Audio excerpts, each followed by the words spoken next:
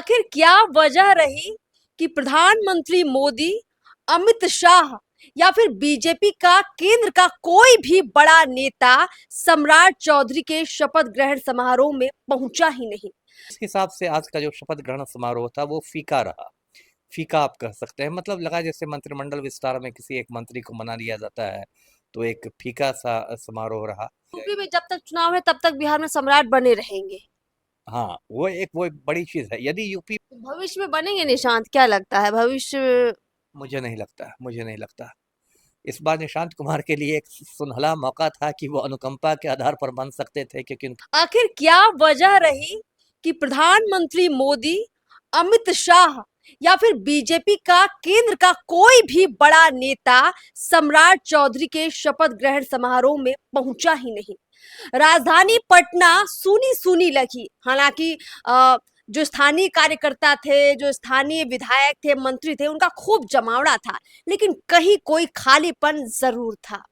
वजह क्या थी, इस पर आज चर्चा करेंगे। साथ ही साथ ये भी जानने का प्रयास करेंगे कि नीतीश कुमार के बेटे निशांत डिप्टी सीएम बनते बनते आखिर क्यों रह गए। नमस्कार, मैं अर्पिता और आप देख रहे हैं पीओ भारत। ये कई ऐसे सवाल हैं जिन पर जवाब आप भी जानना चाहते हैं और जिन पर एक चर्चा हम भी चाहते हैं, इसीलिए हम लोग पहुंचे हुए पूरा आईपीएस अमिताभ दास सर के पास। सर, आपका स्वागत है। आप देख रहे हैं कि बिहार में एक बड़ा बदलाव हुआ, बहुत कुछ बदला बदला है और बदलेगा भी, लेकिन फिर भी ऐसा लग रहा है कि ये बदलाव के पीछे कई कोई साजिश है, कहीं कोई नाराज भी है, कहीं कोई अंदर अंदर बहुत बड़ी खिचड़ी भी पक रही है। क्या लगता है आपको? नहीं, सही बात है। बदलाव तो इस अर्थ में बहुत बड़ा है कि बिहार के इतिहास में पहली बार भाजपा का कोई मुख्यमंत्री बना है। अब तक भाजपा से डिप्टी सीएम होते आए थे, लेकिन सीएम कोई नहीं बना था। तो उस हिसाब से तो आपको कहना चाहिए कि भाजपा को एक बड़ी उपलब्धि, हिंदी पट्टी का एक महत्वपूर्ण राज्य है बिहार, तो एक बड़ी उपलब्धि थी। और उस हिसाब से लोग मान रहे थे कि बहुत धूमधाम से ये शपथ ग्रहण होगा, राजभवन में नहीं होगा बल्कि गांधी मैदान में होगा। और उसमें प्रधानमंत्री मोदी आएंगे, अमित शाह आएंगे, भाजपा के और भी केंद्रीय नेता रहेंगे, और भाजपा शासित राज्यों के मुख्यमंत्री लोग आएंगे, और बहुत भाजपा मतलब डंके की चोट पर कहेगी कि देखिए बिहार में भी हमारा सीएम बन गया। लेकिन उस हिसाब से आज का जो शपथ ग्रहण समारोह था वो फीका रहा। फीका आप कह सकते हैं, मतलब लगा जैसे मंत्रिमंडल विस्तार में किसी एक मंत्री को मना लिया जाता है, तो एक फीका सा समारोह रहा। अब इसकी कई वजह हो सकती हैं। एक तो मुझे लगता है कि सम्राट चौधरी के नाम को लेके कोई बहुत ज़्यादा सहज बहुत सारे भाजपाई नहीं हैं। आपको याद भी होगा, दर्शकों को याद होगा, 3-4 दिन पहले भाजपा कार्यालय में इनका पोस्टर लग गया था, और किसी वाल्मीकि समाज ने इनका पोस्टर लगा के अभिनंदन किया था कि भावी मुख्यमंत्री। तो उस पोस्टर को भी लोगों ने फाड़ दिया था। यहाँ तक कि भाजपा कार्यालय के जो सुरक्षा कर्मी हैं उन्होंने पोस्टर फाड़ दिया था। क्यों नहीं लोग सहज थे? क्योंकि देखिए, सम्राट चौधरी खांटी भाजपाई नहीं है ना। इनके जो पूज्य पिता हैं शकुनी चौधरी, वो तो जंगल राज के खुद बहुत बड़ा चेहरा थे। लालू सरकार में भी मिनिस्टर रहे, राबड़ी सरकार में भी मंत्री रहे शकुनी चौधरी। इसलिए जब ये सम्राट चौधरी जंगल राज पर हमलावर होते हैं तो लोग हंसते भी हैं कि अपने पिताजी से पूछिए जंगल राज क्या था। और खुद जो सम्राट चौधरी हैं उन्होंने भी लालू के पाठशाला से ही पढ़ाई की है। पहली बार वो विधायक भी बने तो राजद के टिकट पर विधायक बने, पहली बार मंत्री भी बने तो राबड़ी सरकार में मंत्री बने। ये तो बहुत हाल हाल में, मुझे लगता है 2018 के आसपास। फिर मोदी शाह ने उनका नाम फाइनल क्यों कर दिया, ये तो बड़ा सवाल है। देखिए, राजनीति में बहुत सारी मजबूरियां रहती है, बहुत सारी चीज़ें पर्दे के पीछे होती है, बहुत सारी चीज़ें ऐसी हैं। अब इसमें कुछ लोग एक उत्तर प्रदेश का एंगल भी देख रहे हैं। जैसे यूपी में भी क्या हो रहा है, यूपी का डिप्टी सीएम है केशव प्रसाद मौर्य, वो भी कुशवाहा समाज से ही आते हैं। और केशव प्रसाद मौर्य कुछ महीनों से एकदम बागी तेवर में है। और यूपी में भी 10 महीने बाद चुनाव होने वाले हैं। उत्तर प्रदेश आप जानते हैं बहुत महत्वपूर्ण राज्य है राजनीतिक दृष्टि से। तो वहाँ का भी मतलब जीवन मरण की लड़ाई है भाजपा के लिए। तो बहुत लोगों का मानना है कि केशव प्रसाद मौर्य चूंकि कुशवाहा समाज से आते थे, तो उनको बैलेंस करने के लिए, है ना, यहाँ पर एक कुशवाहा मुख्यमंत्री बना दिया गया, जिससे कि यदि केशव प्रसाद मौर्य मान लीजिए बगावत करके भाजपा को छोड़ भी दें, तब भी यूपी का जो कुशवाहा वोट बैंक है वो भाजपा के साथ कहीं ना कहीं रहे। तो ये सब बहुत सारी चीज़ें हैं जो पर्दे के पीछे होती हैं और सीधे नहीं आती है। क्योंकि अंत अंत तक कई और भी नाम इसमें थे मुख्यमंत्री के दौर में। कभी सुना जाता था कि श्रेयसी सिंह को बुला लिया गया दिल्ली और भाजपा युवा और महिला चेहरा पर दांव लगाएगी। कभी लखिंद्र पासवान का नाम आ रहा था। ऐसे कभी नित्यानंद राय का नाम आ रहा था कि यादव होने की वजह से उनको तरजीह मिलेगी। तो बहुत सारी चीज़ें थी, लेकिन सम्राट चौधरी का मैं ये कह सकता हूँ कि जो आगाज़ जो हुआ है कोई बहुत बढ़िया नहीं हुआ है। मुझे लगता है 6-7 महीनों में इनका भी बढ़िया बिस्तर बन जाए तो किसी को 6-7 महीने तक ही रहेंगे। हो सकता है। जिन परिस्थितियों में ये बने हैं, ऐसे भी बहुत विवादित व्यक्ति हैं। सम्राट चौधरी की छवि जो है कोई साफ सुथरी छवि तो है नहीं। ये तो पहले राकेश कुमार मौर्य के नाम से अपराध करते थे। 1995 में इन्होंने 7 लोगों का खून कर दिया था। और मुंगेर जिला में एक तारापुर थाना क्षेत्र है, उसमें एक गांव है लौना परसा, उसमें इन्होंने 7 लोगों का खून किया था। उसमें राकेश कुमार मौर्य को जेल भेजा गया था और बाद में इन्होंने फर्जी प्रमाण पत्र पर जमानत हासिल की थी। और जेल से निकलने के बाद इन्होंने अपना नाम बदल के राकेश कुमार मौर्य से रख लिया सम्राट चौधरी।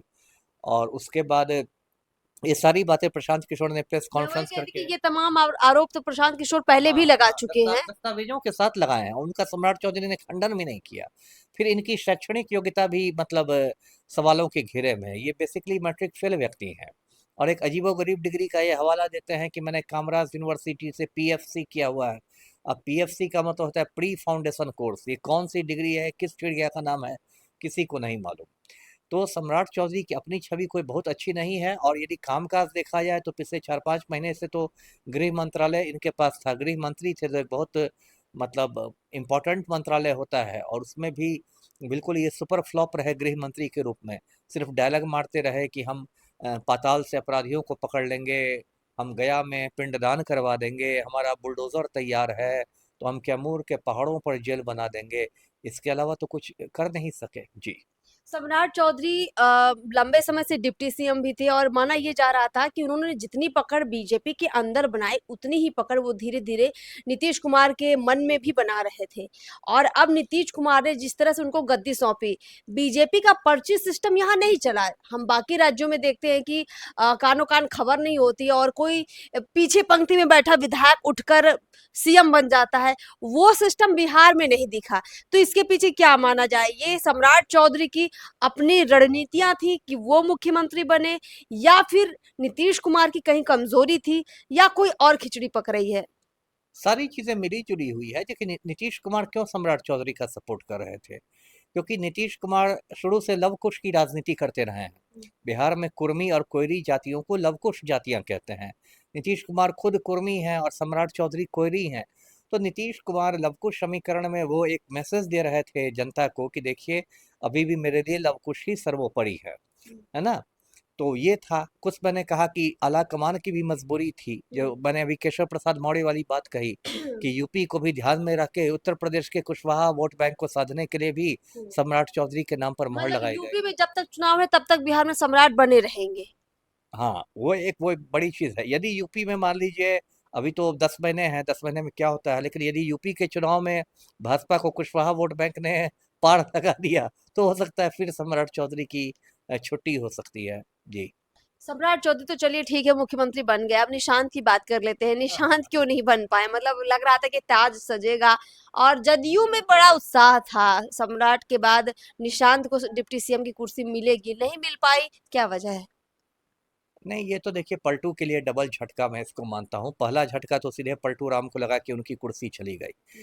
पूरा एनडीए ने चुनाव में नारा दिया था कि 25 से 30 फिर से नीतीश, है ना। और लग रहा था कि रहेंगे और इतना प्रचंड बहुमत आपको मिला था। 243 में 202 सीटें एनडीए को मिली थी। तो एक तो पलटू राम को अपना झटका लगा कि इनको राज्यसभा भेज दिया गया कनपटी पर कट्टा सटा के।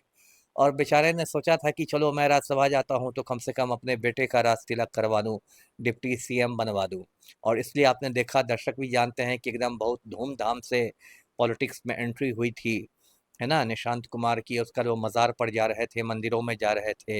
एक छोटा मोटा उनका मित्र मंडली भी तैयार की गई थी, सलाहकारों की मंडली, जिसमें चेतन आनंद थे, कोमल सिंह थी, ऋतुराज थे। लेकिन कहीं ना कहीं जो मेरे सूत्र बताते हैं कि भाजपा आला कमान ने वीटो कर दिया निशांत के नाम पर। भाजपा आला कमान ने कहा कि निशांत कुमार बुरी तरह से फंसे हुए हैं नीट छात्रा कांड में और निशांत कुमार को डिप्टी सीएम बनाने पर भूमिहार वोट बैंक जो है भाजपा का वो बहुत नाराज हो सकता है। अच्छा। तो इसलिए अंत समय में आते निशांत का नाम कट गया और दो चौंकाने वाले नाम आए उप मुख्यमंत्री बनने के लिए। एक तो विजेंद्र यादव और एक विजय चौधरी, जिन नामों की पहले कोई चर्चा नहीं थी। तो भविष्य में बनेंगे निशांत, क्या लगता है भविष्य? मुझे नहीं लगता। इस बार निशांत कुमार के लिए एक सुनहला मौका था कि वो अनुकंपा के आधार पर बन सकते थे, क्योंकि उनके पिताजी जा रहे थे तो अनुकंपा के आधार पर उनको बना दिया जाता। लेकिन अब इस बार वो बस उनकी छूट गई है निशांत कुमार की, तो भविष्य में मुझे बनना कठिन लग रहा है। जी। चलिए सर, बहुत बहुत शुक्रिया हमसे बातचीत करने के लिए। तो देखिए, कुल मिलाकर बिहार में जो बड़ा परिवर्तन हुआ है और एक ऐतिहासिक परिवर्तन इसको माना जाएगा, लेकिन हमने देखा है कि इस परिवर्तन में जो उत्साह दिखना चाहिए वो थोड़ा कम नजर आया, कुछ भाजपा कार्यकर्ताओं में भी और कुछ जदयू के कार्यकर्ताओं में निराशा भारी भरकम दिख रही है, क्योंकि नीतीश के साथ निशांत भी ऐसा लग रहा है कि अब पार्टी से बाहर ही है एक तरह से। जो पार्टी की असली पकड़ है वो ललन सिंह के पास है, संजय झा के पास है, विजय चौधरी के पास है, विजेंद्र यादव के पास है।